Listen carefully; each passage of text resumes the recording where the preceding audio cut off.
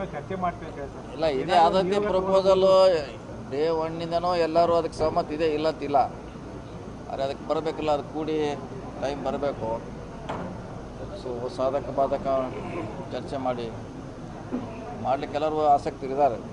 ಅದ್ರ ಬಗ್ಗೆ ಚರ್ಚೆ ಮಾಡಬೇಕಾಗಿದೆ, ಮಾಡ್ತೀವಿ. ಅಲ್ಲ, ಒಂದು ನಿಯೋಗದ ರೀತಿ ಏನಾದರೂ ಹೋಗುವಂತ ನಿಯೋಗ ಏನಿಲ್ಲ, ನಿಯೋಗ ಹೋಗುವಂಥದ್ದಿಲ್ಲ. ಆಲ್ರೆಡಿ 2-3 ಆಯೋಗ ವರದಿ ಕೊಟ್ಟವ ಮಾಡಬೇಕಂತ. ಹಿಂದೆ ಸಾರಿ ಕೂಡ ಮಾಡಿ ವಿಡ್ರಾ ಮಾಡಿದ್ದಾರೆ. ಇದು GH ಪಟೇಲ್ರ ಕಾಲಿನಲ್ಲಿ ಆದೇಶ ಆಗಿ ವಿಡ್ರಾ ಆಗಿದೆ.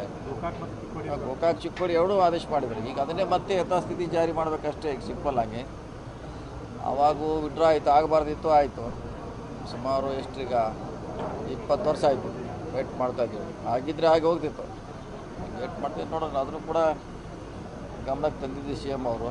ಸೊ ಚರ್ಚೆ ಮಾಡೋಣ, ಒಂದ್ಸಲ ಫ್ರೀ ಇದ್ದಾಗ ಅಂತ ಹೇಳಿದ್ದಾರೆ. ಗೋಕಾಕ್ ಆದರೆ ಬೈಲುಂಗಲು ಹಾಕಬೇಕು ಅನ್ನುವಂಥ ನಿಟ್ಟಿನಲ್ಲಿ ಅಲ್ಲಿಯೂ ಕೂಡ ಡಿಮ್ಯಾಂಡ್ ಇದೆ. ಆಗಿಲ್ಲ, ಭಾಳ ಮಾಡಲಿ, 3 ಮಾಡಿದೆ ಈಗ. ಅದೇ ಹೆಚ್ಚಿಗೆ, ಯಾಕಂದರೆ ಒಂದೊಂದು 5 ತಾಲೂಕು ಬರ್ತಾರೆ ಅಷ್ಟೇ.